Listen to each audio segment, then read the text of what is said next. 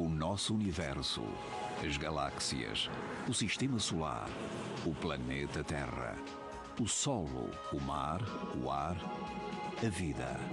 Qual a origem de tudo isto? Se olharmos para o espaço, o que vemos é um vasto cosmos, apinhado com bilhões de galáxias e estrelas.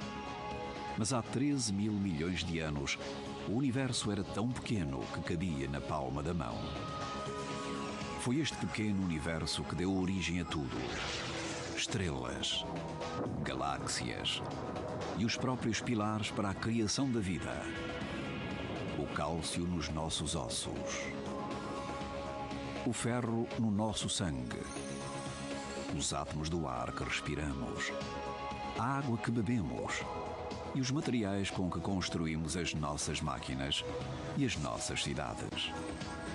Mistérios da Ciência convida-os para uma viagem pelo espaço e pelo tempo, para descobrir como nasceu o universo e como foi criado tudo o que existe no nosso mundo.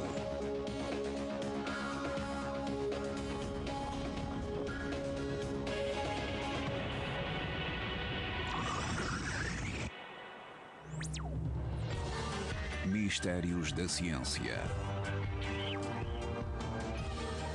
O nascimento do universo.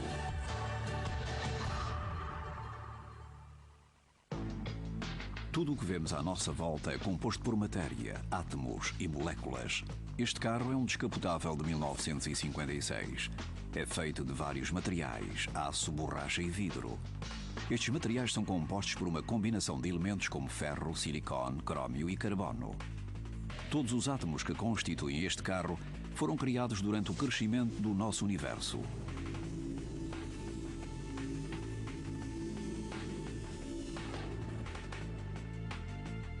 O físico Lawrence Krauss tenta perceber como foram criados os átomos que encontramos no nosso planeta. Na verdade, somos parte poeira estelar e parte poeira do Big Bang. A maioria dos átomos do nosso corpo é igual aos do interior das estrelas, mas alguns deles existem desde os primeiros momentos do Big Bang. Por isso, somos verdadeiramente indivíduos cósmicos. Todos os átomos foram criados há milhares de milhões de anos, durante a evolução do universo. Quando olhamos para este carro, todos os átomos deste carro provêm de explosões estelares, de processos de supernova e da evolução das estrelas, mas foram criados em momentos diferentes da evolução do universo. Para perceber como é que o universo criou todas as matérias que conhecemos, temos de fazer uma viagem fantástica e voltar atrás no espaço e no tempo, até ao momento da criação do universo. No início, não havia nada. Nem espaço, nem tempo. Depois, fez-se luz. De repente, um pequeno raio de luz, infinitamente quente, surge. Dentro desta pequena bola de fogo estava todo o espaço. Isto foi literalmente o início do tempo. Tempo zero. O relógio cósmico começa a contar. O tempo começa a passar e o espaço a expandir-se.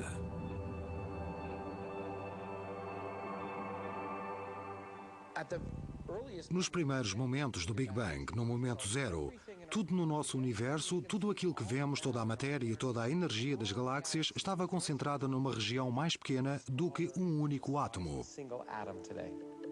A ideia de que o nosso universo foi outrora minúsculo deve-se ao brilhante trabalho do astrónomo americano Edwin Hubble. Em 1920, a maioria dos astrónomos pensava que tudo o que era visível no céu à noite eram estrelas que pertenciam à nossa galáxia, a Via Láctea. Mas Hubble não estava convencido. Ele estudou uma nuvem de luz giratória chamada Nebulosa de Andrómeda e descobriu que se tratava de uma cidade de estrelas, uma outra galáxia muito distante da nossa. Ele provou que estas galáxias se estavam a afastar da nossa, e quanto mais longe ficavam, mais depressa se afastavam. O universo estava em expansão, o que significava que, alguns no passado, ele teria sido mais pequeno, muito mais pequeno, e que teria tido um início.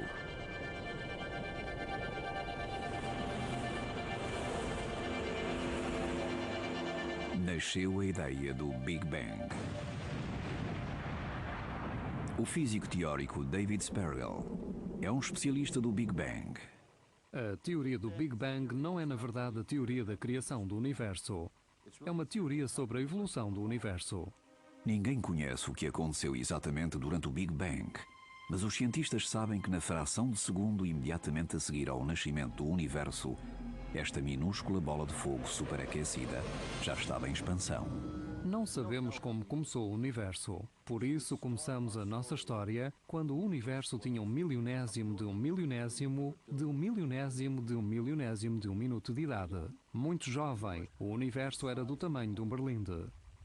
Tempo Big Bang, mais de 100 mil milionésimos de um octossegundo, tamanho infinitesimal. Temperatura 980 trilhões de trilhões Celsius. Este universo instável passa por uma grande explosão de crescimento. Durante este período de expansão incrivelmente rápida, o próprio espaço estava a expandir-se a uma velocidade superior à velocidade da luz. O pequeno universo expandiu-se em todas as direções, tal como esta pequena bola de vidro. À medida que expandia, arrefecia. Outra fração de segundo, e o universo tinha agora 80 vezes o tamanho da Terra.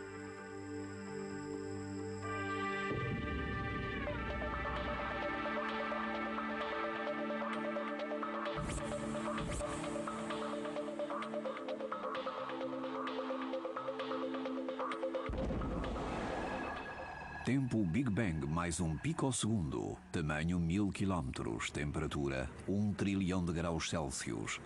1 trilionésimo de segundo após o Big Bang, o nosso recém-nascido universo continua em expansão. Mas não continha matéria, era apenas energia pura. A famosa equação de Einstein, E igual a mc ao quadrado, mostra que massa e energia podem dar origem uma à outra.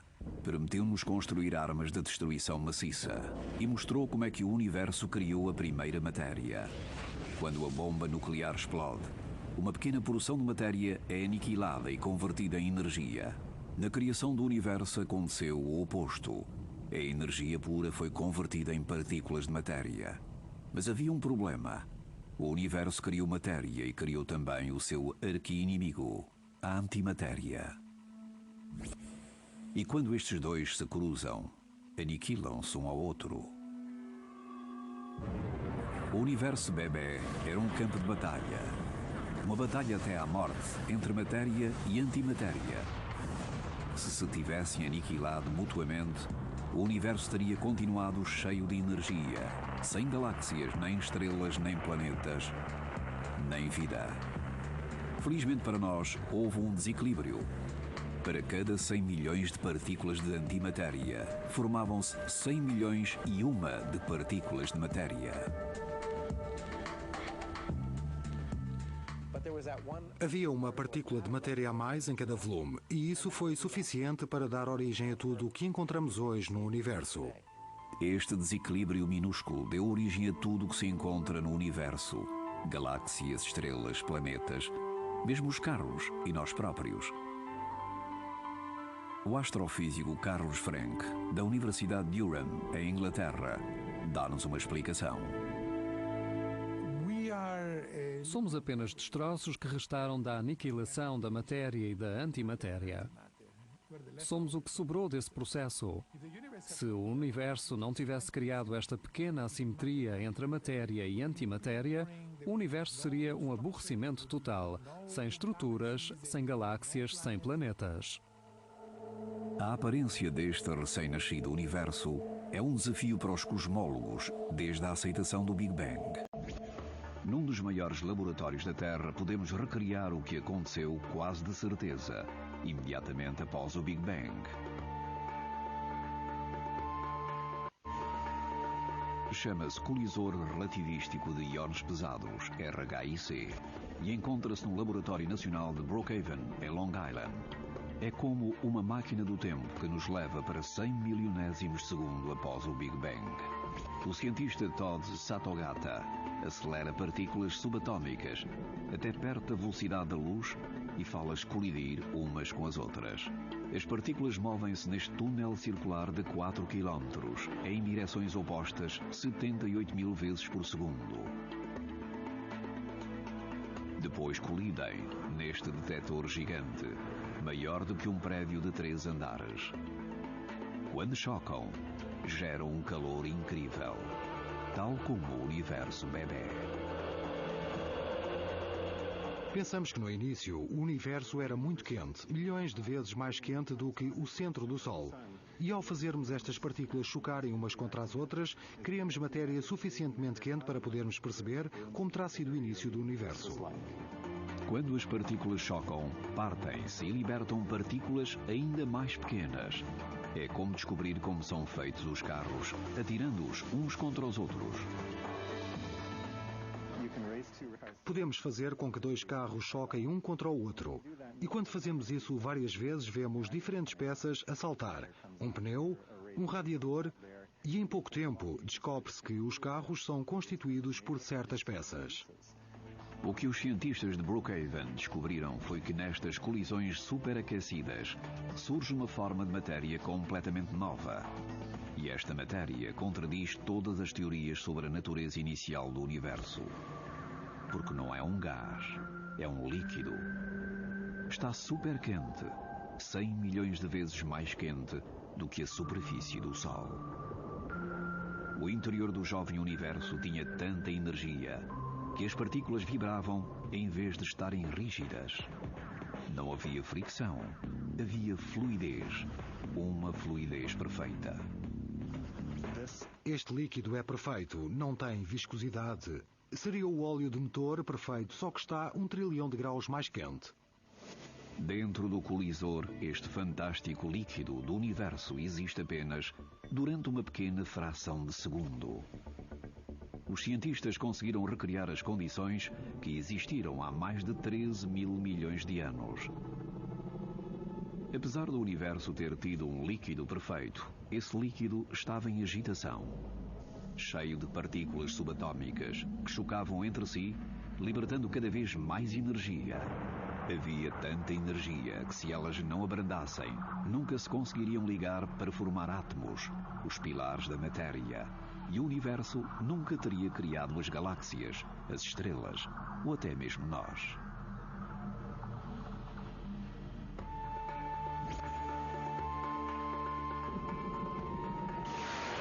Tempo Big Bang, mais 1 milionésimo de segundo.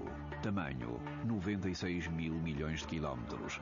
Temperatura 10 milhões de trilhões Celsius. O universo tem 1 milionésimo de segundo de idade e cresceu desde o minúsculo tamanho de um átomo até 8 vezes o tamanho do sistema solar. Após a incrível agitação do primeiro milionésimo de segundo, o universo está agora calmo. Durante os 3 minutos seguintes, o cosmos arrefeceu o suficiente para que prótons e neutrões se ligassem e formassem o primeiro núcleo atômico, hidrogênio e hélio. Mas estes ainda não eram exatamente átomos. Faltava um ingrediente vital, eletrões. No quente universo bebê existiam imensos eletrões, mas ainda havia demasiado calor e energia, e os eletrões moviam-se depressa demais para criar uniões. E seria assim durante 300 mil anos. Tempo Big Bang, mais 380 mil anos. Diâmetro, 100 milhões de anos-luz. Temperatura, 2.700 graus Celsius. 80 mil anos após o Big Bang, o universo atingiu o tamanho da Via Láctea. Passou de milhares de milhões para poucos milhões de graus Celsius. Quando arrefeceu, os eletrões ficaram mais lentos. O universo estava agora preparado para criar os seus primeiros elementos a sério. Um dos cientistas que descobriu este momento crítico da história foi Arno Penzias.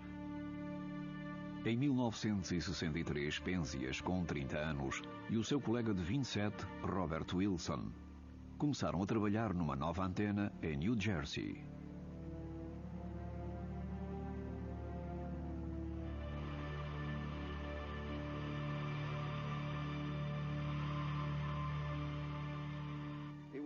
Havia um sinal adicional que parecia vir do céu. Eliminámos cuidadosamente o solo, até mesmo o sistema solar. E como fizemos isto na passagem do inverno para o verão, eliminámos a variação sazonal e as fontes de equipamento criado pelo homem. Esse tipo de coisas. Desesperados, os dois cientistas começaram a pensar se o sinal não teria uma origem mais terráquea. Descobriram que havia pombos na antena e que esta estava coberta de dejetos. Perguntaram-se se seriam os pombos os causadores do estranho sinal. Só havia uma solução. Os pombos e os dejetos tinham de desaparecer.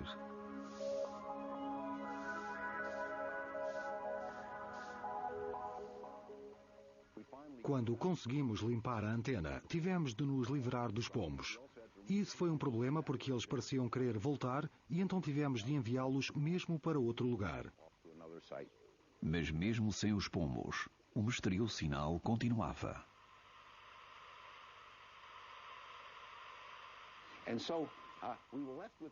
Ficámos então a saber que esta radiação vinha inquestionavelmente do céu.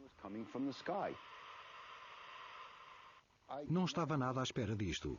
O estranho sinal detectado por Penzias e Wilson acabou por ser uma das descobertas mais importantes de todos os tempos. Mas a explicação para este estranho ruído de fundo não começa com um som, mas sim com o nascimento da luz. Normalmente tomamos a luz como algo que existe sempre. Mas no universo de há 13 mil milhões de anos, não conseguiríamos ver nada. A luz estava aprisionada. O universo estava enovoado. Mas à medida que se expandiu e arrefeceu, os eletrões abrandaram. Os prótons puderam então agarrar os eletrões para formar os primeiros átomos completos de hidrogênio e hélio. De repente o universo ficou menos povoado de eletrões. O nevoeiro levantou e a luz libertou-se. Propagou-se por todo o universo, criando focos de luz incandescente. Se lá estivéssemos, teríamos visto um universo opaco tornar-se transparente. De repente, o nevoeiro desaparece e vemos a luz propagar-se em todas as direções. Deve ter sido um momento espetacular.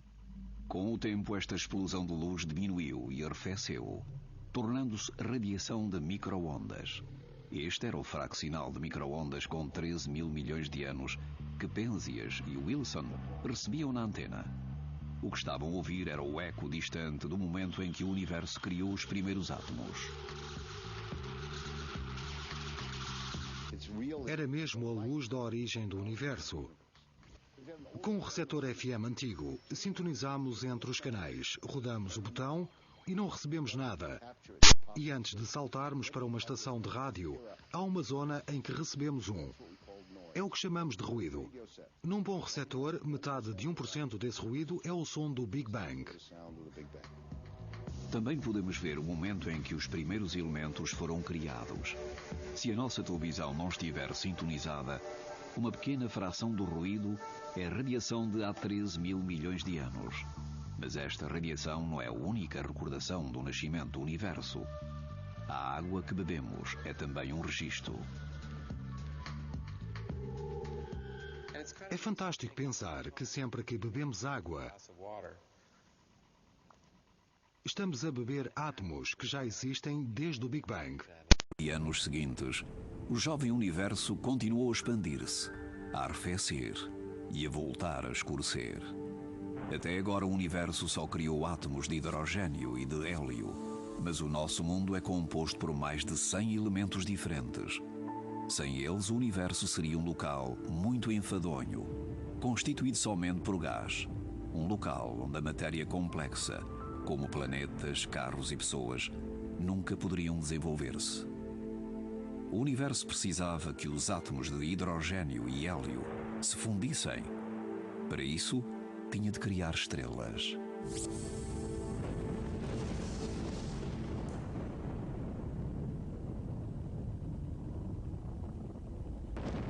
Tempo, Big Bang, mais 200 milhões de anos. Tamanho, 60 mil milhões de anos-luz. Temperatura, menos 220 graus Celsius. O universo tem agora 200 milhões de anos e milhões de anos-luz de comprimento. A sua temperatura desceu tanto que se tornou mais frio do que o nitrogênio líquido menos 220 graus Celsius. Estava muito escuro.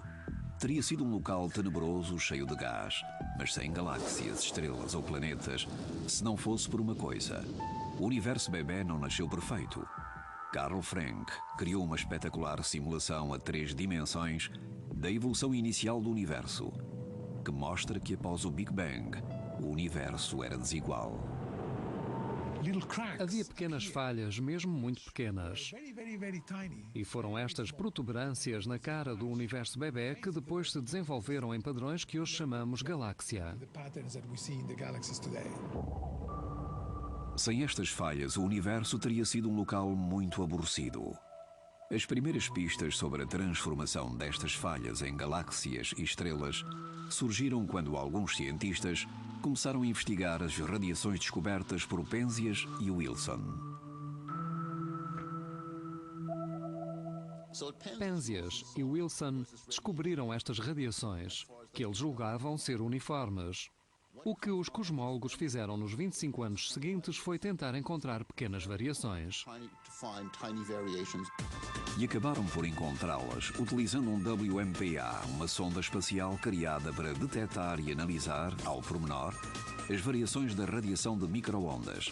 Lançada em 2001, a sonda de 150 milhões de dólares estava equipada com os instrumentos mais sensíveis alguma vez enviados para o espaço. Os nossos olhos detectam apenas a luz que é visível. Mas o WMPA pode captar as invisíveis radiações de micro-ondas. Quando começou a orbitar o Sol, pôde captar a ténue radiação que existe no universo desde o início dos tempos. Quando olhamos para uma radiação cósmica de fundo, olhamos para a radiação que começou a ser enviada na nossa direção 500 milhões de anos após o Big Bang. Inicialmente, o universo das micro-ondas era muito igual e parecia ser o mesmo em todo o lado. Mas quando o WMPA ligou o contraste, os resultados foram espetaculares. O universo bebê não era liso nem aborrecido, estava cheio de flutuações.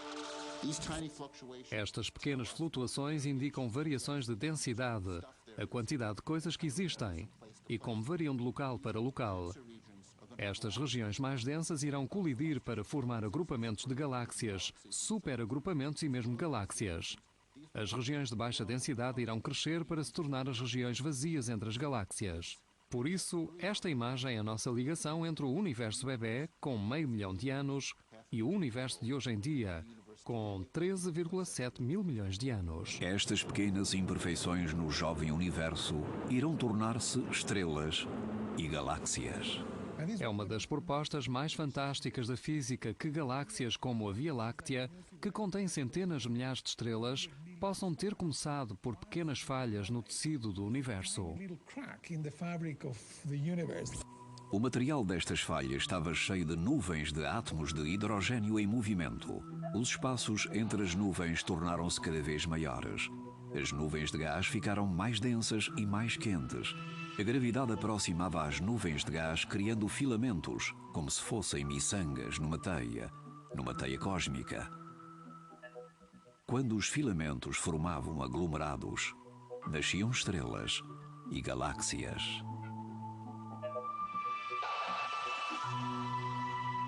À medida que o universo evoluía, os gases condensavam-se em pequenas nuvens que, eventualmente, colidiam entre si e formavam estrelas. As estrelas fixavam-se num disco rotativo, que depois se transformava numa galáxia em espiral, como a Via Láctea. Ao longo de milhares de anos, os átomos de hidrogênio juntam-se e aquecem.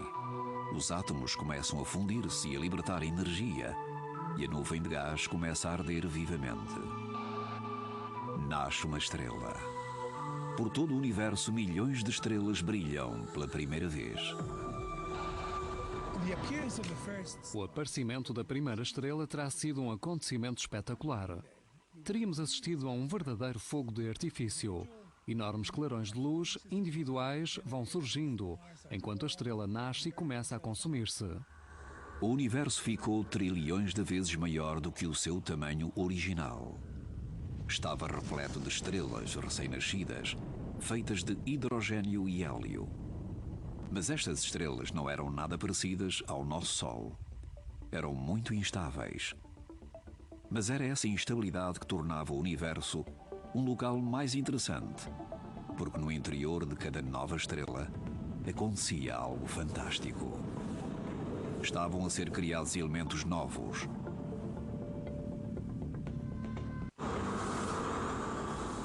A ideia de que as estrelas criaram átomos surgiu com o astrofísico britânico Sir Fred Hoyle, um dos grandes astrónomos do século XX. Hoyle não acreditava que o universo tivesse começado com uma única explosão. Ele até classificava o termo Big Bang como sendo enganador. Hoyle queria saber de onde tinham vindo os elementos mais pesados do que o hidrogênio e o hélio. Ele defende que as estrelas devem ter servido de reatores nucleares, um pouco como uma bomba nuclear em câmara lenta. Todos os elementos emitem luz numa determinada frequência, quando aquecidos.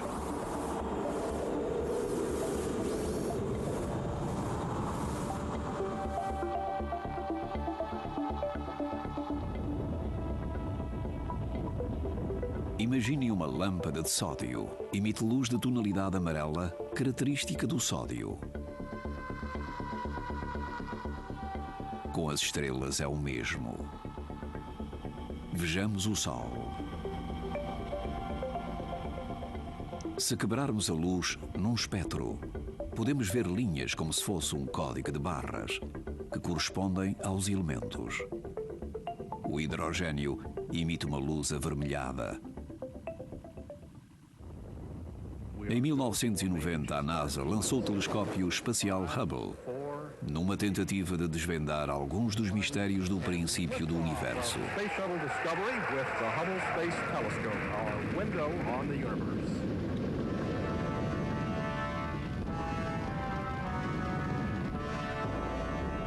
Seria capaz de olhar para trás no espaço e no tempo, para examinar as primeiras estrelas e perceber se elas estavam a criar elementos. Mas o sonho tornou-se um pesadelo. Depois de ter sido lançado, descobriram que o espelho do Hubble estava distorcido e que via tudo desfocado. Precisava de lentes de correção. A única solução seria enviar outra nave espacial. Um dos responsáveis pelo arranjo era Jeff Hoffman. Estávamos a trabalhar com um telescópio de 3 mil milhões de dólares e a última coisa que queríamos era partir alguma coisa, ou deixá-lo num estado ainda pior. Primeiro a equipa de resgate tinha de apanhar o telescópio lesionado. Depois executar uma missão de recuperação nunca vista na história espacial.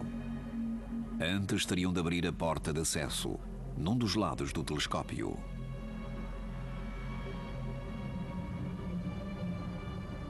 Uma das coisas que tornou o arranjo do Hubble diferente do arranjo de um carro foi o facto de olharmos por cima do ombro e vermos que estávamos no espaço, com a Terra por baixo e as estrelas por cima.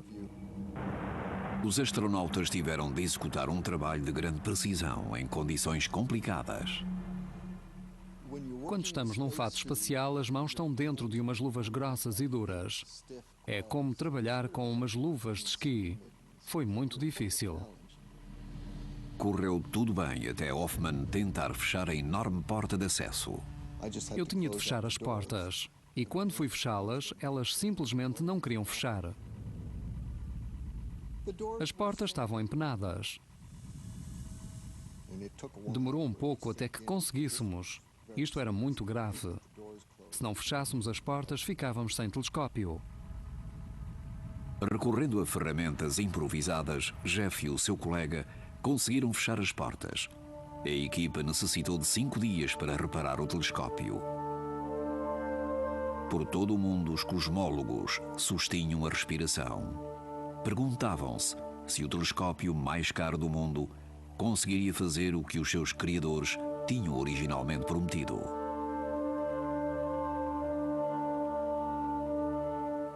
Lembro-me da passagem de ano de 1993. O meu telefone tocou. Era um amigo que trabalhava no Instituto Científico de Telescópios Espaciais em Baltimore. Ele disse: Jeff, ainda tens algum champanhe? Eu disse: sim, temos meia garrafa no frigorífico. E ele disse: então bebe-a, porque recebemos as primeiras imagens e o Hubble funciona. Isto foi o que o Hubble viu. As imagens estavam para além dos sonhos mais arrojados. Hubble capturou os últimos momentos da vida de uma estrela que explodiu enviando gás e poeiras. Também capturou infantários interestelares de estrelas recém-nascidas, explodindo pela primeira vez há milhares de anos. E pilares negros de poeira cósmica, com milhões e milhões de quilómetros de comprimento, prontos para criar uma nova geração de estrelas e planetas. Mas o momento da glória do Hubble ainda estava para vir. Em 1995, durante um período de 10 dias, os responsáveis pela missão apontaram o telescópio para um pedaço de espaço vazio e distante. O que viram foi o Deep Field, uma tapeçaria de galáxias longínquas. O Hubble estava a olhar para trás no tempo para algumas das primeiras galáxias e estrelas criadas. Podemos ver milhares de galáxias que nunca tínhamos visto antes. Por isso, para nós, o universo tornou-se mais rico depois do Deep Field do Hubble. Pela primeira vez vimos imagens longínquas de galáxias 1000 milhões de anos após o Big Bang. Os cientistas examinaram o espectro de luz de estrelas distantes e conseguiram perceber que estas primeiras galáxias já tinham criado elementos mais pesados do que o hidrogênio e o hélio. Sir Fred Hoyle podia estar errado acerca do nascimento do universo, mas tinha razão acerca das estrelas.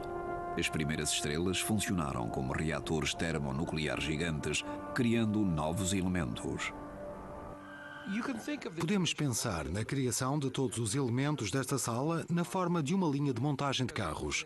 Porque numa linha de montagem de carros, cada parte é sequencialmente colocada no veículo até que este fique completo. Reações de fusão dentro destas novas estrelas libertam enormes quantidades de energia e calor que fazem com que os átomos se fundam e formem novos elementos mais pesados sucessivamente. 3 núcleos de hélio combinados para formar carbono, 2 núcleos de carbono fundidos para criar magnésio, magnésio para formar néon e por aí fora durante centenas de milhares de anos, até que o silicone se fundiu para formar o ferro. O ferro é um átomo muito especial. Os prótons e eletrões do seu núcleo têm uniões muito fortes e mesmo as altas temperaturas das estrelas não conseguiram fundi-los para criar elementos mais pesados. Continuava sempre a ser ferro. Era o fim de um ciclo. A linha de produção e de criação de elementos terminara.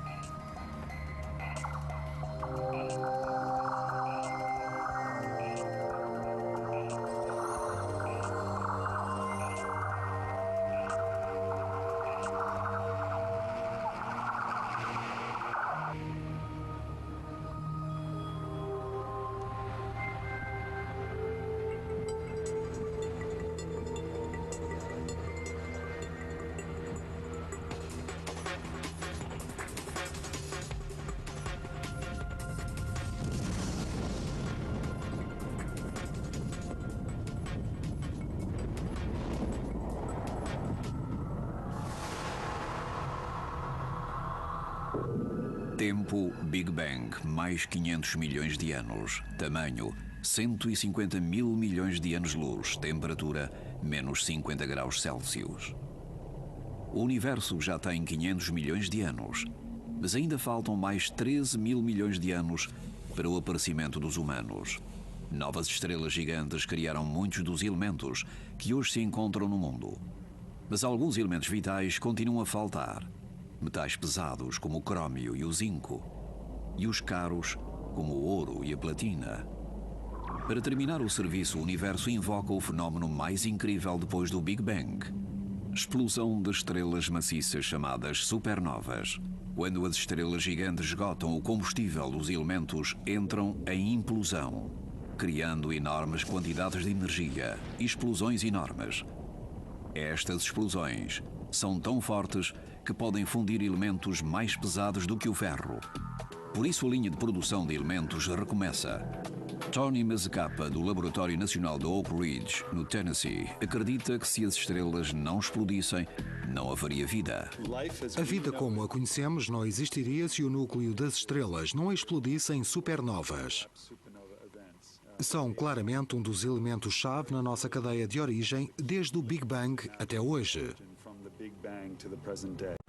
Uma das maiores, mais recentes e mais próximas supernovas da nossa galáxia foi vista no Hemisfério Sul em 1987. Quando uma supernova como a de 1987 explode, emite uma luz que contém a assinatura dos elementos que a compõem. Ao examinar o seu espectro, os cientistas podem calcular que elementos estão a ser forjados dentro da estrela que está a explodir. As grandes estrelas evoluem para uma configuração semelhante à de uma cebola no final da sua vida. Têm um núcleo de ferro e na parte de fora do núcleo há camadas de elementos sucessivamente mais leves. No interior do núcleo de ferro, as temperaturas ascendem aos 4.000 milhões Celsius, quase 300 vezes mais quente do que o centro do Sol. É tão quente que os átomos de ferro atraídos para o interior da estrela desfazem-se. O núcleo perde a estabilidade. O núcleo implode numa fração de segundo. A implosão dá lugar a enormes densidades. O núcleo implode a mais de 70.000 km por segundo. O núcleo torna-se superdenso. Se pegássemos num centímetro cúbico dessa matéria, teríamos algo do tamanho de um torrão de açúcar, com o peso total de toda a população humana. O núcleo diminui como uma bola de borracha comprimida e liberta uma forte onda de choque. A onda de choque propaga-se esmagando as diferentes camadas da estrela. À medida que atravessa as camadas exteriores da estrela, a energia libertada retoma a linha de criação de elementos. Os átomos são esmagados em conjunto para criar elementos mais pesados, todos mais pesados do que o ferro. Depois a estrela explode e a onda de choque impulsiona os fragmentos para a imensidão do espaço.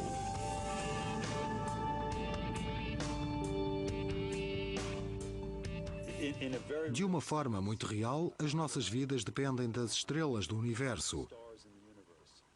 Sem a vida e a morte das estrelas, não estaríamos aqui. Estas incríveis fotografias tiradas pelo telescópio espacial Hubble mostram o rescaldo destas explosões gigantes.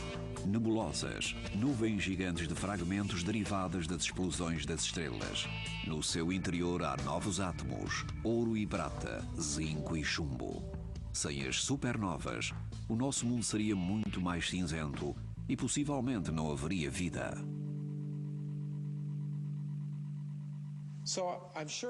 Tenho a certeza de que a Paris Hilton não acorda preocupada com isto.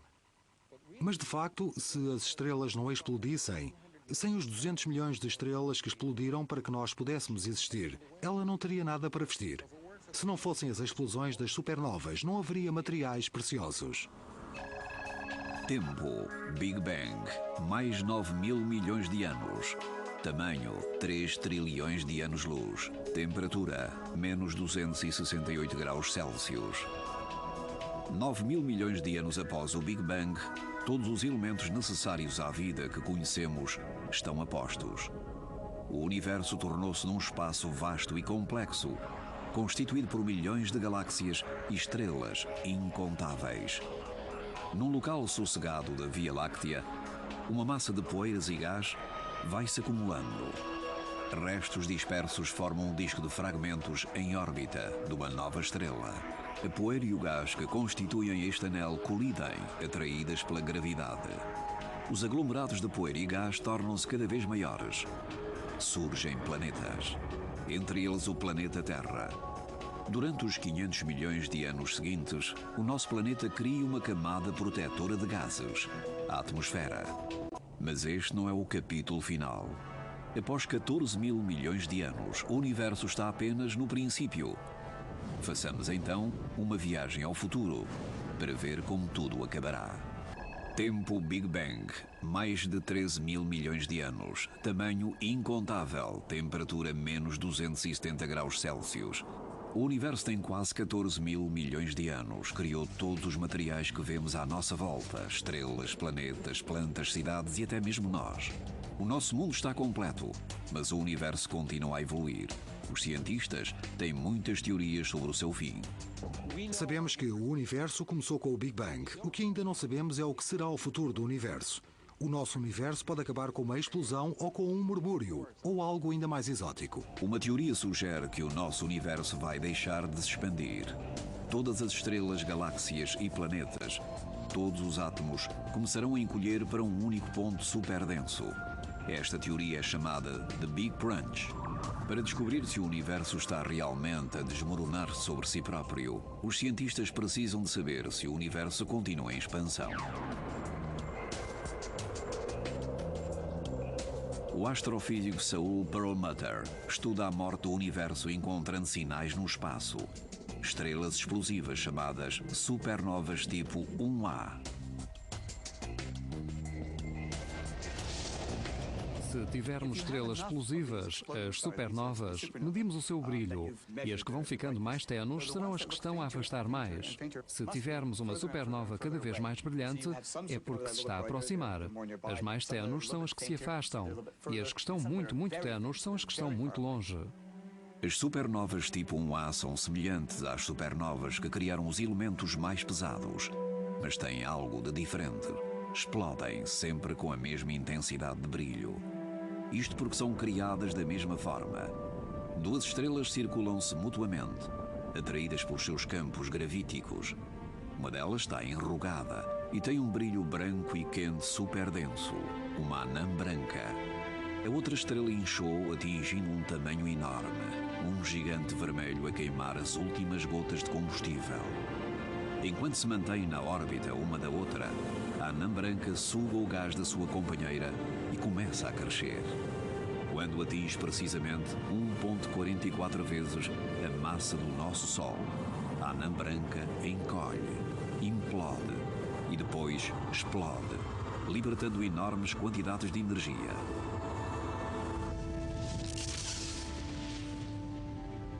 Todas as supernovas tipo 1A explodem no mesmo ponto crítico, por isso são igualmente brilhantes e visíveis a grande distância. Perlmutter precisa de encontrar centenas de supernovas tipo 1A para medir a velocidade a que se afastam de nós. Assim que o Hubble detecta uma fonte de luz, o colega Chris Liebman, da VTL, analisa o objeto para ver a sua composição e perceber se é uma supernova tipo 1A.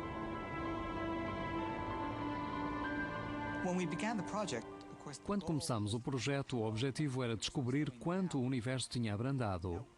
Mas depois de analisarmos os dados, percebemos que o universo não estava próximo de parar. Na verdade, nem estava a abrandar. E quando acabámos de analisar as informações, vimos que não estava mesmo a abrandar. Estava de facto a acelerar a sua expansão. A descoberta de Perlmutter indica que o universo não irá parar, para depois encolher até à forma de uma cabeça de alfinete superdensa. Muito pelo contrário, continuará a expandir-se cada vez mais rápido. O nosso universo está literalmente a desfazer-se em bocados. A expansão do universo irá acelerar e será cada vez mais rápida, até que tudo fique literalmente partido ao meio. Não só galáxias, mas mesmo a própria matéria, a Terra, todos os objetos, as estrelas, os planetas, as pessoas, os átomos, num tempo finito, tudo ficará aos bocados. Muito depois do nosso Sol explodir daqui a 100 mil milhões de anos, as galáxias começarão a fragmentar-se. O universo será composto por estrelas isoladas, cada vez com menos energia. Algumas transformar-se-ão em anãs brancas ou castanhas. Outras irão colidir com estrelas de neutrões ou buracos negros. 10 mil trilhões de anos após o Big Bang, até os buracos negros se evaporarão. Toda a matéria regressará aos ingredientes básicos. Os átomos separam-se. Mesmo os prótons, os pilares da criação de átomos, desaparecerão. Finalmente o universo morrerá e tudo será um local frio, escuro e sem vida.